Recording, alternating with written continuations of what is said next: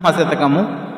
కార్యవాహన నీవు దండి దాతవటంచు కోరి వేడిక నిన్ను కొలవవచ్చి అర్ధి మార్గము నేననుసరించి తినయ్యా లావైన 14 లక్షలైన వేషముల్ వేసిన విద్యా ప్రగల్పత చూపసాగితి నీకు సుందరాంగ ఆనందమైన నేనడుగ వచ్చినిదిచ్చి వాంచ తీర్చుము నీలవర్ణవేగ నీకు నా విద్య హర్షంబుగాకయున్న తేప తేపకు వేషముల్ దేను సుమ్మి భూషణ వికాస శ్రీధర్మపుర నివాస దుష్ట సంహార నరసింహ దురిత దూరా.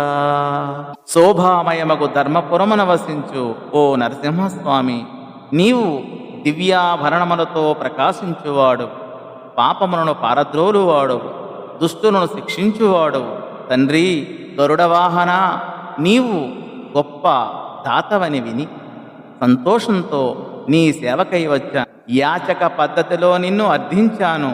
14 లక్షల వేషాలు వేసి నా విద్యా కౌశలములను ప్రదర్శించాను. అందగాడ, నీవు సంతోషపడితే నేను అడిగింది ఇచ్చి నా కోరిక తీర్చు.